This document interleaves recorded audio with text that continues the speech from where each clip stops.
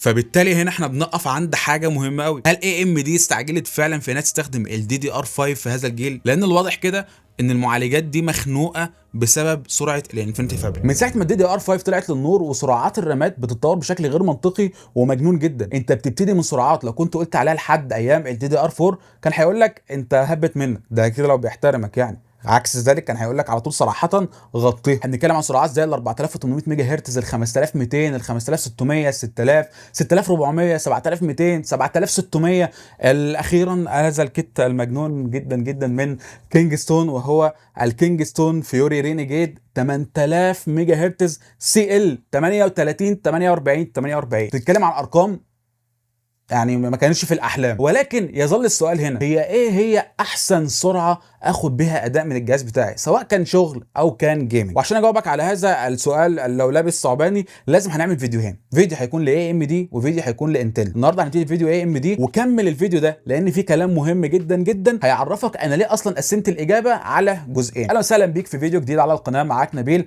وطبعا قبل ما نبدا في اي حاجه ما تنساش ان انت تدعي لاخواتنا ان ربنا يقويهم وينصرهم على الجماعه اياهم. وصديقي العزيز بطل تبقى كاريزما، يعني شويه جد وشويه هزار وهو مدلعكم، فظبط القناه. مبدئيا كده الكت ده مش احسن كت انا اجربه بصراحه في الشكل، يعني جربت قبل كده منهم برضو الرينيجيد بس كان الاي ادريسبل ار جي بي، وده اللي انا مركبه دلوقتي وانا بصور. بصراحه شكله كان ممتاز اكتر بكتير. ولكن احنا النهارده هنا مش بنتكلم عن الشكل، بنتكلم عن المضمون او عن البرفورمانس. والحقيقه ان انا في حاجه لفتت انتباهي شويه في منتجات كينجستون، يعني مع الاس اس دي ومع الرامات بصراحه يعني، وهي درجات الحراره. درجات الحراره بتاعتهم دايما مستقره وقليله جدا مهما كنت عاصر القطعه تحت اقصى ضغط، عامل اوبتمايزيشن اللي انت جايب اخرها قوي قوي قوي قوي قوي. درجه الحراره بتاعتها كانت لا بتتعدى معايا ال 51 درجه 52 درجه.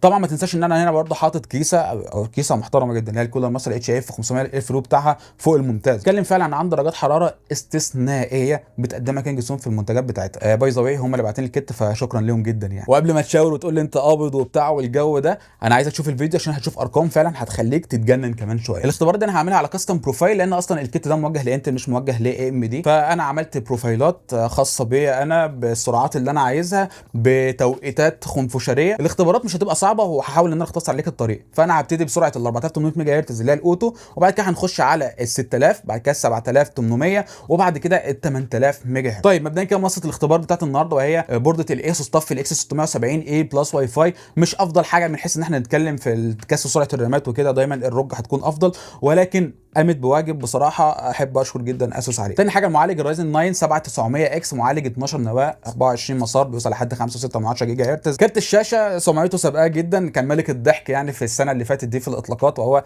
ال 4060 تي نسخه الايسوس طف. بصراحه نسخه من ابرد النسخ، يعني اللي هو مش بارده اللي هي ثقيله او رخمه. عموما خلينا بقى نروح للاختبارات. نايت على ال 4800 ده طبعا الاوتو، وحققت معايا في المتوسط 400 فريم في الثانيه. اما بالنسبه لسرعه ال 6000 ميجا هرتز سي ال 30 35 35 32 رقم جبار صديقي العزيز، اخدنا متوسط 500 فريم في الثانيه. انت بتتكلم هنا عن زياده 25% كده، 100 فريم في المتوسط. احنا طبعا مش بنتكلم عن الماكس كانت بتوصل طبعا 700 وارقام كبيره. اما بالنسبه لسرعه ال 7800 ميجا هرتز سي ال 36 44 44 36 اللي هو برده رقم جبار جدا، اخدت متوسط 490 فريم صديقي العزيز. اما بالنسبه لسرعه ال 8000 ميجا هرتز وده كانت دي او سي بي، حققت معايا متوسط 430 فريم صديقي العزيز. ملاحظ حاجه في اللي بيحصل دون بقى اكتر في اللي جاي. خلينا نروح لمحطمه التقنيات والهاردوير الحديث سايبر بانك 2077. اقل الاعدادات 1080 وبفعل الدي ال اس اس على البرفورمانس مود. اخدت على سرعه ال 4800 ميجا هرتز 179 فريم في المتوسط. هنا زودت اختبار ال 5200 وهنا اخدت متوسط 182 فريم، يعني زياده بسيطه. اما بالنسبه لل 6000 الاوبتمايزر اللي احنا عاملينه دون اخدنا متوسط 205 و6 من 10 فريم. اما بالنسبه لسرعه ال 7800 ميجا هرتز اخدت متوسط 200 فريم. اما بالنسبه لل 8000 اخدت متوسط 198 فريم ونص. ملاحظ الباترن اللي احنا ماشيين بيه هنا. خلينا نروح لبرنامج زي دافينشي ريسولف، ده برنامج بتاع في اف اكس ومونتاج وما الى ذلك. في اختبار ليه، ده بيعمل كل حاجه اوتوماتيك، هو في الفوتج وفي حاجات من كاميرات الريد وكده، هو بيرندر وبيتراك وكل حاجه وبعد كده يديك السكور كامل. بالنسبه لسرعه ال 4800 اخدت 2113، على سرعه ال 5200 اخدت 2080. اما بالنسبه لسرعه ال 6000 فكان السكور السكور 2333. بالنسبه لسرعه ال 7800 فكان السكور 2307. روح بقى لل 8000 ميجا هرتز هتلاقي السكور بقى 2183. خد بالك من الباترن ده ماشي ازاي. انت بتبتدي من تحت قليل وبعد كده تبدا تزيد وبعد كده تقل تاني، بس دايما هتلاقي ان الفيصل ان عند سرعه ال 6000 هو الاداء الخنفشاري الناري الحراري. طب ليه الكلام ده؟ بص يا معلم، معالجات اي ام دي فيها قطع كده او جزء من تكوينها اسمه الانفينيتي فابريك. ايه بتعمل ايه؟ احنا مش عايزين نعرف الكلام ده، ولكن بشكل سطحي كده بتربط الدنيا كلها جوه المعالج. طيب المطلوب منك علشان تاخد افضل اداء من الرامات بتاعتك وتبوش المعالج بتاعك لافضل نقطه عنده، انك انت تخلي سرعه المتحكم بتاع الرامات نفس سرعه الانفينيتي فابريك دي، تبقى سرعه 1 لواحد.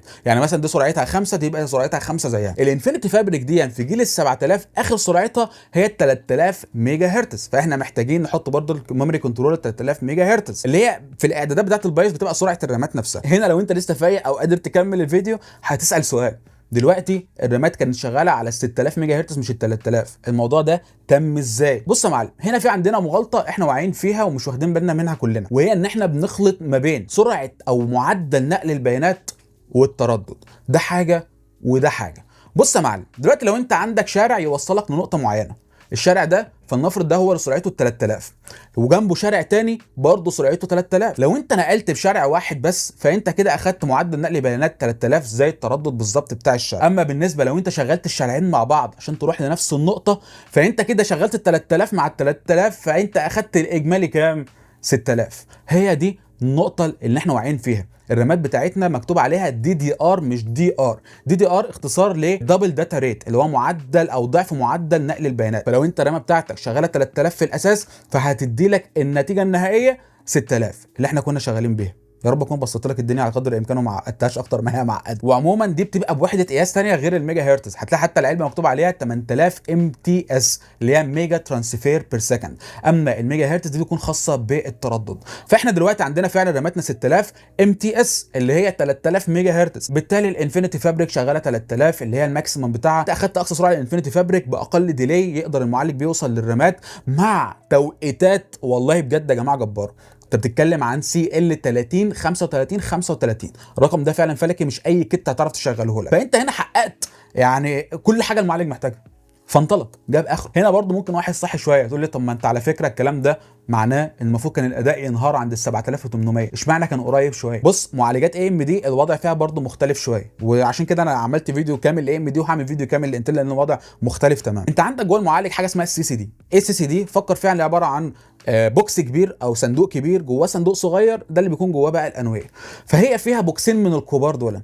البوكسين الكبار دول كل واحد بيقدر يكتب للرامه بسرعه ارقام مش دقيقه بصراحه عشان مش فاكر الارقام الدقيقه، حاجه و60 جيجا بايت تمام الواحد. فالتوتال الاثنين مع بعض يعرفوا يكتبوا بسرعه كام؟ 100 حاجه و20 جيجا بايت. سرعه ال 6000 تقريبا بتدي والله مش فاكر بالظبط، يعني حاجه 60 جيجا بايت حاجه و90 جيجا بايت. فهي الفكره مش عايز الخبطك، بس هي الفكره اللي انا عايز اوصل لها هنا ايه؟ انك انت لو معالج تاني زي 7700 اكس فيه بوكس واحد كبير، فهي ال 6000 دي هتبقى مدياله اكتر من اللي هو محتاجه عشان يعرف يكتب باسرع سرعه عنده في الرام. اما في حاله معالج زي 7700 اكس فيه اتنين فهي كسره او محتاجه سرعه اكتر شويه علشان تعرف تاخد احسن ما عند المعالج في حته الكتابه للرام. فهو ده اللي لحق الدنيا شويه وخلى الجهاز مسك نفسه شويه، ان احنا اخدنا جزئيه السرعه دي بتاعه الكتابه على توقيتات فشيخه جدا. لو انت بتتكلم سي ال 36 44 36 كل ده ساعد ان الجهاز يمسك نفسه شويه، لكن حصل انحدار. على العكس لو كان معالج 7700 اكس كنت هتلاقي انحدار اكبر بكتير. بص بقى على سرعه ال 8000 للاسف كنا محتاجين توقيتات اضيق من كده بكتير علشان نعرف ان احنا ناخد اداء برضه يمسك نفسه شويه، وده طبعا صعب قوي. يعني اصلا التوقيتات دي تعتبر اصلا قليله بالنسبه لكيت 8000 ميجا ترانسفير بقى مش هرتز. ذاك صديقي العزيز دخول رايق يسبب حرايق صديقي العزيز. بس التعليق جالي في اول نسخه من الفيديو ده انا شرطها، قال لي ان الانفينيتي فابريك مش هتشتغل على 3000 حتى لو بتدعم عن 3000 وهتفضل مفيش استابيليتي، مش هتبقى مستقره معاك وهتفضل شغاله معاك كويس على ال 2000 2100 وما الى ذلك. بصراحه انا عندي غلطه هنا، هو انا كان لازم امسح الفيديو واقوم اصلحه في الحته دي.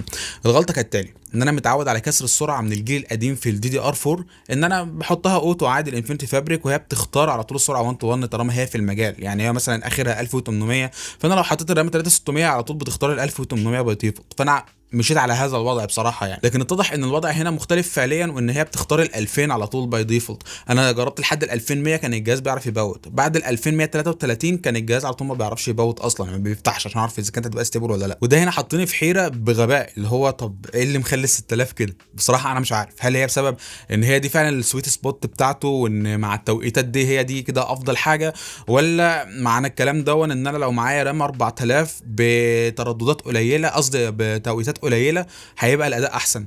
ولو هي كده المفروض طبعا عشان هي تبقى المفروض هتبقى الضعف، يعني احنا قلنا 2000 تبقى 4000 وما الى ذلك، فهي اخرها ال 2000 2100 يبقى ال 4000 4200. الكلام ده اوريدي موجود في الدي دي ار 4 حاليا، يعني في رامات 4000 وبسي ال 20 وما الى ذلك. مستحيل هتمسك السي ال 20 في الدي دي ار 5 اصلا، حتى على الترددات القليله دي من الجهاز مش هيرضى يبوت، وانا جربت. فبالتالي هنا احنا بنقف عند حاجه مهمه قوي، هل اي ام دي استعجلت فعلا في انها تستخدم الدي دي ار 5 في هذا الجيل؟ يعني كان ممكن ان هم يكملوا هذا الجيل عادي على السوكت القديم، والجيل الجديد بقى يبقى واخد باله ومظبط دنيته والجو ده. لان الواضح كده ان المعالجات دي مخنوقه بسبب سرعه الانفينيتي فابريك، اللي هي ممكن تستفيد اكتر واكتر من الرامات وتاخد اداء احسن واحسن بكتير. انا شايف كده، انا من وجهه نظري. ف ده نوع من انواع العبط، انا شايف كده. يعني تتفق معايا ولا لا تتفق صديقي العزيز؟ باكد عليك تاني، ما تنساش تدعي لاخواتنا. نطلع بايه من ده كله؟ ان سرعه ال 6000 ميجا ترانسفير مع توقيتات ممتازه هتدي لك افضل اداء على معالجات اي ام دي الجيل ال 7000. وطبعا بنتكلم عن توقيتات ممتازه، فهتدفع شويه في الكتات الغاليه شويه، غاليه مش غاليه شويه ولكن يعني فاهم انت، لو انت غاوي والحكايه جايبه دماغك لحد هنا فخلاص. لكن برضو القاعده تطبق في العموم. كان معكم نبيل، بطل تبقى كاريزما وحط لايك، سلام.